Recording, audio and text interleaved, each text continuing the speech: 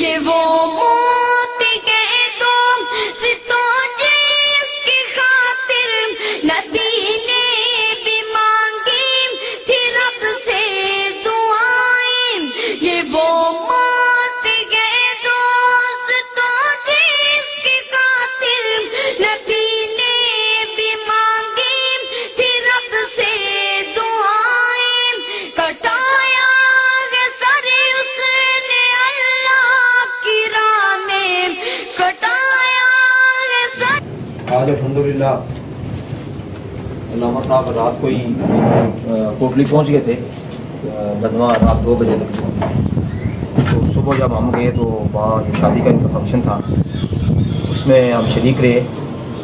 اس کے بعد واپسی کا ہمارا اکٹھا کا پروگرام بن گیا، تو پھر ہم نے کوٹلی سے گزرتے تھوڑا سا پہلے 10 منٹ پہلے ہم نے پوسٹ بنا دی کہ ہم کوٹلی میں ہوں گے۔ ساتھیوں کے فون آنا شروع ہو گئے، پھر 10-15 منٹ کی وقفے میں جو ہے نا وہ ایک اچھی وہاں کچھ جمع ہو گئے، ان کے ساتھ ایک نشست ہوئی۔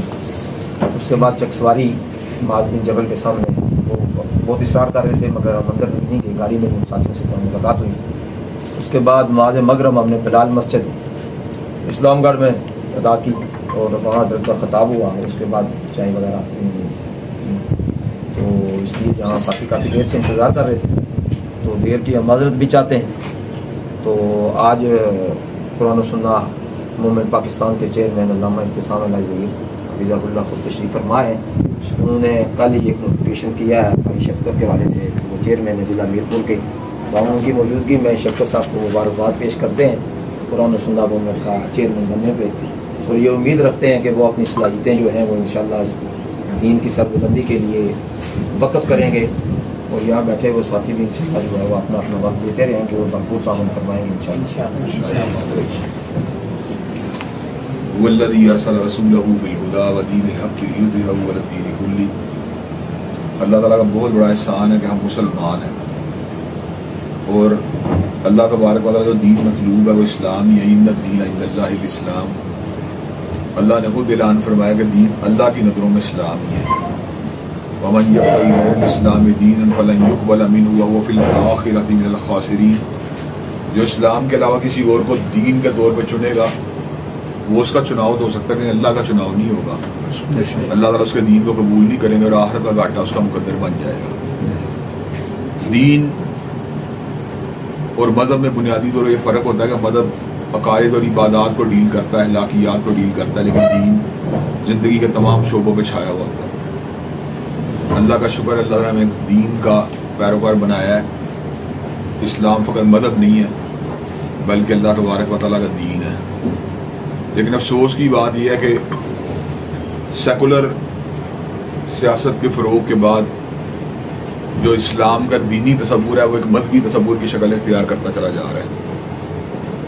ہم یہ بات سمجھتے ہیں کہ شاید مسجد میں جا کر عبادات کر کے اور ارکان اسلام کی بجاوری کے ذریعے ہم حقیقی معنوں میں ایک اچھے مسلمان کا حیثیت سے اپنا کردار ادا کر سکتے ہیں, جبکہ حقیقی مسلمان وہ ہوتا ہے جو پورا کا پورا دین میں داخل ہو جاتا ہے. اللہ نے یہی بات کی ہے ادخلوا فی السلم کافہ ولا تتبعوا خطوات الشیطان, کہ دین میں پورے کے پورے داخل ہو جاؤ اور شیطان کے قدموں کی پیروی نہ کرو. ہم اس وقت ایک بہت بڑی ابتلا سے گزر رہے ہیں کہ ہمارے رسوم و رواج کے معاملات, ہمارے شادی بیاہ کے معاملات, جنازے کے معاملات, کاروبار کے معاملات اور سیاسیات کے معاملات دین سے دوری کے معاملات ہیں. سیکولر ازم کے حوالے سے قرآن مجید میں بھی بہت سی رہنمائی حاصل ہوتی ہے, جن میں سے ایک اہم واقعہ قوم مدین کا واقعہ ہے. حضرت شعیب علیہ السلام نے یہ بات کہی کہ پورا تولہ کرو, پورا ماپا کرو.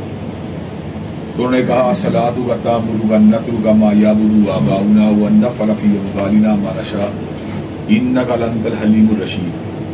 شعیب تیری نماز بڑی عجیب ہے, یہ ایک تو ہمیں اپنے آباء و اجداد کے معبودان کی پوجا سے روکتی ہے, دوسرا ہمیں کاروباری معاملہ اپنی من مانی بھی نہیں کرنے دیتی. گویا کہ ان کے ذہن میں مذہب کا وہ تصور تھا کہ جس کا کاروباری معاملہ سے لینا دینا نہ ہو. اسی قسم کے معاملات آج کے مسلمان کے ساتھ بھی درپیش ہیں. وہ یہ سمجھتا ہے کہ مولوی کا کام نکاح پڑھانا ہے, جنازے پڑھانا ہے, امامت کروانا ہے, لیکن جہاں تک تعلق ہے سیاست کی بات کا, ریاست کی بات کا, شادی بیاہ اور دیگر معاملات کی بات کا, تو اس میں مولوی جو مرضی رائے دیتا رہے, ہمیں اس کی رائے کی کوئی اہمیت جو ہے نا ہماری نظروں میں نہیں ہے. سیکولرزم کی کوکھ سے الحاد نے جنم لیا ہے. بہت سے لوگ پریکٹیکلی اس وقت جو ہے وہ ملحد ہو چکے ہیں اور ہماری یونیورسٹیوں کے اندر الحاد کا فتنہ بڑا زیادہ زور پکڑ چکا ہے. اس الحاد کے فتنے کو روکنے کے لیے ہمیں دوبارہ کل دین کی طرف واپس آنا پڑے گا. اور میرا ایک اس مسئلے کا مشاہدہ ہے کہ الحاد کا علاج فقط عقلی دلائل کے ساتھ نہیں ہوتا بلکہ قوت عمل کے ذریعے بھی ہوتا ہے. بے عملی انسان کو ملحد بناتی ہے اور اعمال صالحہ انسان کے ایمان کو تقویت دیتے ہیں. اس لیے اگر ہم چاہتے ہیں کہ ہماری نسل نو جو ہے الحاد سے بچ جائے تو ہم صرف دلائل کے ذریعے انہیں مطمئن نہیں کر سکتے بلکہ ہمیں انہیں اعمال صالحہ کی طرف راغب کرنا پڑے گا. اس رغبت کو دلانے کے لیے ہمیں ان کے ذہن میں اس بات کو نقش کرنا پڑے گا کہ پورے کے پورے دین میں داخل ہو جاؤ, اور اس بات کو سمجھانا پڑے گا کہ ہمارا زمین پہ قیام ایک عارضی قیام ہے اور ہماری حقیقی فلاح جو ہے وہ اخروی فلاح ہے. فمن زحزح عن النار وادخل الجنۃ فقد فاز. اگر دنیا کے اندر ہم غلبہ حاصل کر لیتے ہیں تو اللہ تعالیٰ کی بہت بڑی عنایت ہے. اگر ہم غلبہ حاصل کرنے میں ناکام رہتے ہیں تو اس میں کوئی ابتلاء والی بات نہیں. اس لیے ایک اصل کامیابی روز جدا جو ہمیں حاصل ہوگی انشاءاللہ وہ ہمارے لیے فلاح کا باعث ہوگی. لیکن ہمیں اپنی حیثیت میں اس بات کے لیے کوشش کرنی چاہیے کہ معاشرے میں کل دین کو, پورے کے پورے دین کو لاگو کرنے کی کوشش کی جائے. نبی کریم صلی اللہ علیہ وسلم کو اللہ تبارک و تعالیٰ کے فضل و کرم سے فقط روحانی رہنما ہونے کا اعزاز حاصل نہیں بلکہ وہ دنیا سیاسیت اور دنیا مادیت کے بھی امام ہیں. مائیکل ہارٹ نے کہا تھا he was the only man in the human history who was supremely successful in both secular and religious phases of life. کہ حضرت رسول اللہ صلی اللہ علیہ وسلم کائنات کے واحد رہنما ہیں جو صرف دنیا روحانیت کے امام نہیں بلکہ دنیا مادیت کے بھی امام ہیں. دونوں میں ہر اعتبار سے کامیاب رہے آپ. نبی کریم صلی اللہ علیہ وسلم نے اصلاح فرد کی ذمہ داری کو بھی بطریق احسن نبھایا اور ریاست کی اصلاح کو بھی آپ نے بطریق احسن نبھایا. ہمارے ملک میں بعض جماعتیں فرد کی اصلاح کا کام کرتی ہیں لیکن ریاست کی اصلاح کا کام نہیں کرتی. اسی طرح بعض جماعتیں ایسی بھی ہیں جو ریاست کی اصلاح کی بات تو کرتی ہیں لیکن ایک فرد کی تطہیر اور اس کی تزکیہ نفس کے حوالے سے ان کے یہاں پر ایک شکم اور ایک خلا پایا جاتا ہے. اس خلا کو پورا کرنا یہ ہماری ذمہ داری ہے کہ ہم اپنے نوجوانوں کو ارکان اسلام کا روان بھی بنائیں اور دین کے رنگ میں ان کو ظاہری اور باطنی طور پہ رنگنے کی کوشش کریں. صبغۃ اللہ ومن احسن من اللہ صبغۃ، اللہ سے بہتر رنگ کسی کا نہیں ہو سکتا اور جس پہ اللہ کا رنگ چڑھ جائے وہی بندہ کی ایمانوں میں کامیاب ہے. اللہ نے قرآن میں جہاں پر انبیاء علیہ السلام کی عظمت کا اور ان کی کامیابیوں کا اور ان کی جدوجہد کا ذکر کیا ہے وہیں پر ان انبیاء کے ہمراہ اللہ نے اللہ والوں کا بھی ذکر کیا. وَكَأَيٍّ مِّن نَبِيٍّ قَاتَلَ مَعَهُ رِبِّيُّونَ كَثِيرٌ وَمَا وَهَنُوا لِمَا أَصَابَهُمْ فِي سَبِيلِ اللَّهِ وَمَا ضَعُفُوا وَمَا اسْتَكَانُوا وَاللَّهُ يُحِبُّ الصَّابِرِينَ. اللہ تبارک و تعالی نے جن لوگوں کو اللہ والے کہا وہ کتنے خوش نصیب لوگ ہوں گے کہ جن کو اللہ تبارک و تعالی نے انبیاء علیہ السلام کے ساتھ جو ہے یاد کیا. دنیا کی زندگی ایک کشمکش کی زندگی ہے اور اللہ تعالیٰ کے کلام کی ہر آیت سچے موتی سے لکھنے کے قابل بھی ہے اور غور کرنے کے قابل بھی ہے. قرآن کی بہت سی باتیں انسان کو چونکنے میں مجبور کر دیتی ہیں. ان چونکا دینے والی باتوں میں سے ایک بات جو مجھے کئی مرتبہ چونکا دیتی ہے وہ ایک ایسی بات ہے جو اگر ہماری سمجھ میں آ جائے تو اللہ تعالیٰ کے فضل و کرم سے ہماری جد و جہد کے زاویے ٹھیک ہو سکتے ہیں. اللہ تعالیٰ فرماتے ہیں وَلَقَدْ صَدَّقَ عَلَيْهِمْ إِبْلِيسُ ظَنَّهُ فَاتَّبَعُوهُ إِلَّا فَرِيقٌ مِّنَ الْمُؤْمِنِينَ کہ البتہ یقیناً ابلیس نے اپنا گمان پورا کر دکھایا. فَاتَّبَعُوهُ إِلَّا فَرِيقٌ مِّنَ الْمُؤْمِنِينَ اور مومنوں کی ایک جماعت ایک گروہ کے سوا سارے اس کے پیروکار بن گئے. زمین میں کثرت سے سچے لوگوں کا مجتمع ہو جانا یہ کوئی ضروری بات نہیں ہے لیکن سچائی کے غلبے کی جدوجہد کرنا یہ بہت ضروری بات ہے. تعداد میں کم لوگوں کو اللہ تبارک و تعالیٰ فوقیت عطا فرما دیتے ہیں خلوص کی برکت سے اور صبر کی برکت سے.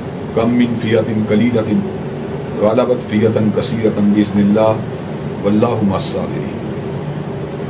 ہم عمران خان زرداری یا نواز شریف کی حمایت کر کے در حقیقت اس بات کے پر مہر لگاتے ہیں کہ ہم نے بطور نظام دین کو ایک لحاظ سے اسے دستبرداری کا اظہار کر دیا ہے اس لیے کہ ان تینوں جماعتوں کے منشور میں اقامت دین کا کوئی تصور حقیقی معنوں میں موجود نہیں ہے. اقامت دین کے تصور کے لیے اور اس کے قیام کے لیے حقیقی جستجو کرنا یہ ہر مسلمان اور مومن کی ذمہ داری ہے اور اللہ تبارک و تعالی ہر بندے کی جدوجہد کو جان رہا ہوتا ہے. والذین جاہدوا فینا لنہدینہم سبلنا. اللہ تعالیٰ فرماتے ہیں جو میرے راستے میں جدوجہد کرے گا میں اس کو اپنا راستہ ضرور دکھاؤں گا. وہ راستہ جو اللہ تبارک و تعالیٰ کا راستہ ہے اس کی بہت بڑی پہچان کیا ہے. من عمل صالحا من ذکر او انثی وہو مؤمن فلنحیینہ حیاۃ طیبۃ. اللہ تبارک و تعالیٰ ہر مخلص دین کے لیے کام کرنے والے کو حیات طیبہ سے سرفراز فرماتے ہیں. ہم یہ بات سمجھتے ہیں ہمارا کام معاشرے کو پورے کے پورے دین میں داخل ہونے کی دعوت دینا ہے. لا الہ الا اللہ کے نعرے پہ بننے والے اس دیش کے اندر شراب کی بٹیاں بھی کھلی ہیں اور سودی لین دین کا بھی کام ہو رہا ہے اور قحبہ گری کی جد و جہد جو ہے وہ بھی پوری طرح کی جا رہی ہے. لیکن دکھ کی بات یہ ہے کہ اس ملک کو نت نئے نعروں کے ذریعے دین سے پھر ہٹا دیا جاتا ہے. دینی جماعتوں کے ہم نوا ووٹوں کی کمی کی وجہ سے مایوسی اور عزم حلال کا شکار نظر آتے ہیں. انہیں بھی یہ بات سمجھنی چاہیے کہ دنیا میں ووٹوں کی گنتی ہوتی ہے لیکن قیامت میں ان ووٹوں کو تولا جائے. فَأَمَّا مَنْ ثَقُلَتْ مَوَازِينُهُ فَهُوَ فِي عِيشَةٍ رَاضِيَةٍ. اس کا دایاں بلہ باری ہوگا انشاءاللہ اس کو ہمیشہ کی راحت حاصل ہو جائے گی. وہ ووٹ جو لا دین قوت پر ڈلتا ہے اگر وہ بندہ ناکام ہو جائے تو ووٹ دنیا میں بھی ضائع چلا گیا اور آخرت میں بھی ضائع چلا گیا. اور اگر وہ بندہ کامیاب ہو جائے، ووٹ دنیا کے اندر فائدہ مند ہو گیا لیکن آخرت میں ناکامی کا سبب بن گیا. اور وہ ووٹ جو دیندار بندے کو ڈالا جاتا ہے، اگر وہ دیندار بندہ کامیاب ہو گیا تو ووٹ دنیا کے اندر بھی کامیابی کا ذریعہ بن گیا اور آخرت میں بھی کامیابی کا ذریعہ بن گیا. اور اگر دنیا میں وہ امیدوار ناکام ہو گیا تو ووٹ دنیا کے اندر تو ناکامی کا سبب ہے لیکن آخرت بھی کامیابی کو سمیٹنے کا ذریعہ بن جائے گا. اس لیے ہمیں اس بات سے بے فکر ہو کر اپنے ووٹ بینک کو منظم کرنا چاہیے اور ایک بڑے دھڑے کی شکل اختیار کرنے کے بعد ملک میں ان طاقتوں کو بھی اپنی ووٹ بینک کے ذریعے تقویت دینی چاہیے جو اللہ تعالیٰ کے دین کے غلبے کے لیے کوششیں کر رہی ہیں. ان کے ساتھ اشتراک عمل کرنا اور ان کو تقویت دینا یہ ہمارے اہداف میں شامل ہے. لیکن اس ہدف پہ پہنچنے سے پہلے ہماری اپنی طاقت اتنی ہونی چاہیے کہ ہم جس چیز کو تقویت دے رہے ہیں کم از کم اس کو محسوس تو ہوگا اس کو تقویت دی گئی ہے. تو اس حوالے سے اللہ تعالیٰ کے فضل و کرم سے جمہوریت کے اسلام اور غیر اسلام ہونے کی بحث ایک پیچیدہ اور لمبی بحث ہے، لیکن اس کا خلاصہ یہ ہے کہ لا یکلف اللہ نفسا الا وسعها. ہم اتنا ہی کام کرنے کے مجال اور پابند ہیں جتنی اللہ نے صلاحیت دی ہے. ہم ریاستی اداروں کے ساتھ نہ ٹکرانا چاہتے ہیں نہ اس راستے پہ چلنا چاہتے ہیں. ہمارے پاس دلائل براہین اور ووٹ بینک کا جو راستہ موجود ہے ہم اسی کو اختیار کرتے ہوئے اللہ تبارک و تعالیٰ کے دین کی اقامت کی جائے جنگ لڑیں گے. اس کے اندر زیادہ کیا ہوگا، ہم ہار جائیں گے، پھر ہار جائیں گے، پھر ہار جائیں گے، لیکن انشاءاللہ ایک وقت آئے گا جب ہم ساقی کوثر کے ہاتھ سے جام کوثر کو پیئیں گے. اور ایک وقت وہ بھی آئے گا جب ہم انشاءاللہ شفیع المذنبین کی شفاعت کے حقدار ٹھہر جائیں گے. تو میں یہ بات سمجھتا ہوں اپنے دل سے خوف کو اور وہن کو، حب الشہوات اور حب الدنیا کو رچنے کی ضرورت ہے. ہمارا کوئی کچھ نہیں بگاڑ سکتا. ولا یخافون لومۃ لائم. اللہ تعالیٰ کے جو دین کے کام کرنے والے ہوتے ہیں ملامت گروں کی ملامت کی کوئی پرواہ نہیں ہوتی. لیکن ساتھ ہی بشارت کی بات بھی یہ ہے کہ اگر ہم حقیقی معنوں میں پارٹی اور برادری سے بالا تر ہو کے اللہ کے دین کی نسبت سے اور اللہ کی ذات کی نسبت سے ایک دوسرے سے محبت کرنے والے بن جائیں گے، ایک دوسرے کے کام آنے والے اور ایک دوسرے کو تقویت دینے والے بن جائیں گے تو اس کا نتیجہ دنیاوی ناکامی کی شکل میں کبھی نہیں نکلے گا. وَمَن يَتَوَلَّ اللَّهَ وَرَسُولَهُ وَالَّذِينَ آمَنُوا فَإِنَّ حِزْبَ اللَّهِ هُمُ الْغَالِبُونَ. جو اللہ سے پیار کرتا ہے، رسول اللہ سے پیار کرتا ہے، اہل ایمان سے پیار کرتا ہے، اللہ کا حزب جو ہے، اللہ کی جماعت جو وہ غالب آ کے رہے گی. تو ہم لوگ اس وقت مادی اعتبار سے تو ہو سکتا ہے کہ میں ایک موومنٹ کا چیئرمین ہوں آپ کے سامنے، لیکن اچھی بات یہ ہے کہ میری کامیابی اسی بات پہ ہے کہ مجھے حزب اللہ کی رکنیت کے طور پہ میرا اللہ جو ہے قبول فرما لے. اگر میری رکنیت حزب اللہ میں درج ہو جاتی ہے تو میں کامیاب ہوں، اور اگر میں ملک کا وزیر اعظم بن کے حزب اللہ کی رکنیت سے محروم رہتا ہوں تو میں نے کچھ بھی حاصل نہیں کیا. اور حزب اللہ ایک ایسی جماعت ہے جس کا سربراہ خود خالق کائنات ہے اور خود مالک کائنات ہے. یہ اللہ کی جمعیت ہے. ہم یہاں پر جو ذمہ داریاں ادا کریں دنیاوی اعتبار سے وہ نظم کی ترتیب ہو سکتی ہے، لیکن اصل ہمارا ہدف حزب اللہ کی رکنیت کا حصول ہونا چاہیے کہ ہم اللہ والے بن جائیں، ہم اللہ کے دین کی سربلندی کے لیے کام کرنے والے بن جائیں. اللہ نے ہماری آزمائش کی، لمبی چوڑی آزمائش نہیں کی، چھوٹی سی آزمائش کی ہے. وگرنہ اس نے اپنی حاکمیت کو کائنات کے چپے چپے پہ ظاہر کیا ہوا ہے. سورج اس کی مرضی سے چڑھتا ہے، چاند اس کی مرضی سے چڑھتا ہے، ستارے اس کی مرضی سے چمکتے دمکتے ہیں. موت و حیات کا سارا نظام اس کے ہاتھ میں ہے. وما تسقط من برکۃ الا یعلمها. اللہ نے ہزاروں جنگلات کو پیدا کیا ہے اور ہر جنگل میں کروڑوں درختوں کو پیدا کیا ہے، ہر طرح ارب پتوں کو پیدا کیا ہے. وما تسقط من برکۃ الا یعلمها. کوئی پتا ایسا نہیں جو اللہ کے اذن یا اس کے علم کے بغیر زمین کے اوپر گرتا ہو. تو ہمیں اس بات کو سمجھنا چاہیے کہ اللہ تبارک تعالیٰ جو کائنات میں تصرف فرماتے ہیں اسے چھوٹا سا ہم سے ایک امتحان دیا ہے کہ اپنی زندگی کے بعض معاملات کے اندر، وگرنہ میری حاجت، میری پیاس، میری رفع حاجت، میرا پیشاب، میری بھوک، میری پیاس، میری نیند، کس میں میرا کنٹرول ہے؟ سب کچھ میرے اللہ کے اختیار میں. جب اللہ تعالیٰ میری نیند چھیننا چاہے تو میں جو مرضی کروں سو نہیں سکتا. جب اللہ تبارک و تعالیٰ مجھے حاجت کے اندر مبتلا کریں تو اللہ مجلس میں بیٹھنا نہیں چاہتا، مجھے وزیر اعظم بھی کیوں نہ ہو، بادشاہ بھی کیوں نہ ہو، پیشاب کے ہاتھوں مجبور ہو کیسے واش روم میں جانا پڑے گا۔ جب اسے پیاس لگے گی، بادشاہ بھی کیوں نہ ہو، پانی پینے کے اوپر مجبور ہو جائے گا۔ تو میں یہ بات سمجھتا ہوں ہم حقیقت میں بے اختیار لوگ ہیں، چاہے بادشاہ وقت ہو یا میں ہوں یا آپ ہوں، ہم سب بے اختیار ترین لوگ ہیں۔ اللہ نے جو ہم سے ہماری آزمائش کی، ہمارا جائزہ لینے کے لیے، تبارک الذی بیدہ الملک وہو علی کل شیء قدیر الذی خلق الموت والحیاۃ لیبلوکم ایکم احسن عملا۔ اللہ نے موت و حیات کے نظام کو اس لیے بنایا کہ اللہ جائزہ لے کے احسن عمل کون کرتا ہے۔ اللہ نے دیکھنا تھا کہ کون ہے جو میری حاکمیت کی بات کو کہتا ہے، کون میری حاکمیت کی بات کو تسلیم کرتا ہے۔ کیسے دکھ کی بات ہے، کھانا اس کا کھاتے ہیں، پانی اس کا پیتے ہیں، سانس اس کا لیتے ہیں، دھڑکتا دل اس نے دیا، لیکن جب نظام کی بات ہے اس کے نظام سے دستبردار ہو جاتا ہے۔ تو میں یہ بات سمجھتا ہوں کہ ہمیں بے وفا بندے کی بجائے وفادار بندے کا کردار ادا کرتے ہوئے اپنے آپ کو اللہ کے حوالے کر دینا چاہیے۔ بلا من اسلم وجهه للہ وهو محسن وله وجهه عند ربه ولا خوف علیہم ولا هم يحزنون۔ اگر ہم اللہ کے سامنے اپنے آپ کو سپرد کر دیں گے، اللہ خوف بھی دور کر دے گا، غم بھی دور کر دے گا۔ تو ہمارا مطمئن نظر اللہ کی حاکمیت ہونی چاہیے، اس کی حدود کا نظام کا قیام ہونا چاہیے۔ اس کے لیے ہمیں دستوری راستے کو اس لیے اختیار کیا ہے کہ لا یکلف اللہ نفسا الا وسعها، ہم اس سے زیادہ کی نہ صلاحیت رکھتے ہیں نہ اس سے زیادہ مکلف ہیں۔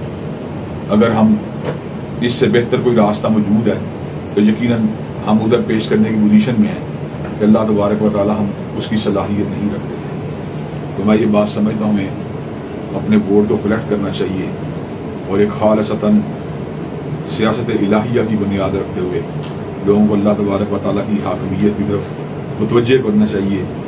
اور جس شخصیت نے، جس عظیم الشان شخصیت نے کلی حاکمیت الہیہ کے لیے اپنے آپ کو وقف کیے رکھا، حضرت رسول اللہ صلی اللہ علیہ وسلم اسوہ کامل سے رہنمائی حاصل کرنی چاہیے اور اس بات کو دین میں بٹھا لینا چاہیے کہ اللہ تبارک و تعالیٰ کے فضل اور اس کی رحمت کے بغیر ہماری تحریک کامیابی کے مدارس نہیں طے کر سکتی۔ اذا جاء نصر اللہ والفتح ورأیت الناس یدخلون فی دین اللہ افواجا فسبح بحمد ربک واستغفر انہ کان توابا۔ اگر اللہ کا فضل نہ ہو تو انبیاء علیہ السلام کی دعوت بھی جو ہے وہ انسانی اذہان و قلوب کو تبدیل نہیں کر سکتی۔ انسانوں کے اذہان و قلوب تب بدلتے ہیں جب اللہ تبارک و تعالیٰ کا فضل شامل آ جائے۔ ورأیت الناس یدخلون فی دین اللہ افواجا، جب اللہ کی مدد آ گئی اور آپ نے لوگوں کو دین میں فوج در فوج داخل ہوتے ہوئے دیکھا تو اب آپ کا کام کیا ہے؟ فسبح بحمد ربک واستغفر انہ کان توابا۔ آپ کو اپنے رب کی پاکی بیان کرنی چاہیے کہ جس نے اس سارے معاملے کو کامیابی تک پہنچایا، واستغفر، اور اس سے استغفار کرنی چاہیے، انہ کان توابا۔ انسان ہاں کتنی بھی کوشش کیوں نہ کر لے، اس کی کوشش اکمل نہیں ہو سکتی۔ تو میں یہ بات سمجھتا ہوں کہ یہ ہمارے لیے ایک روڈ میپ ہے جو اللہ نے قرآن مجید میں اور سنت نبی شریف میں رسول اللہ نے ہمیں دیا ہے، اور ہم انشاءاللہ پورے کے پورے دین میں داخل ہونے کی خود بھی کوشش کریں گے اور لوگوں کو بھی اس طرف دعوت دیں گے، اور فائٹ کرتے کرتے انشاءاللہ اگر مادی کامیابی ہمارے مقدر میں ہوئی وہ بھی مل جائے گی، اگر مقدر میں نہ ہوئی تو انشاءاللہ قیامت کے دن سرخرو ہو گئے اپنے پروردگار کے پاس پہنچ جائیں گے۔ اللہ تبارک و تعالی ہمارے ارادوں میں اور ہماری نیت میں جو ہے اس کی اصلاح فرمائے اور نیتوں میں کھوٹ کو دور فرمائے، اور ہماری نیت خالصتاً اللہ کی رضا کا حصول ہو۔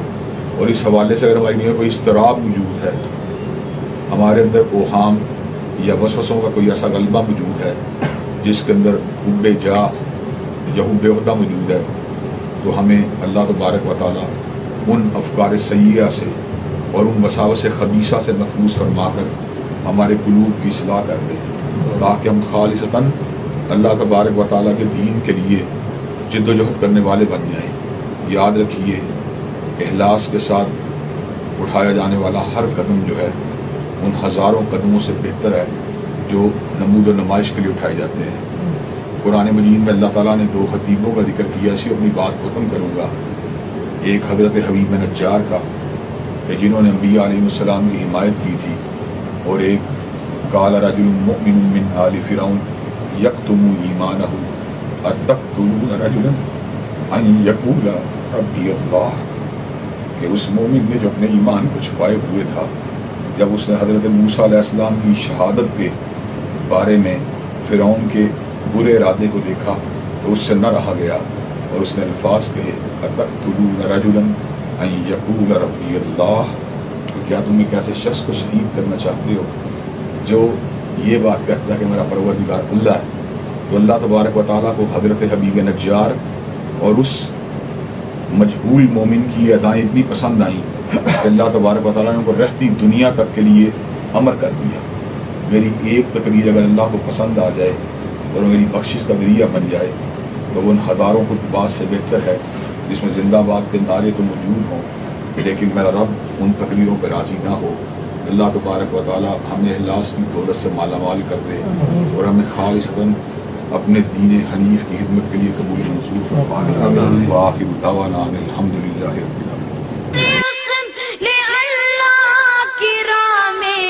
خدا کی قسم وہ امر ہو گیا ہے، نبی کے صحابہ کے راستے پہ چل کے دلوں کا سکون ہم نے حاصل کیا ہے، لگا ہے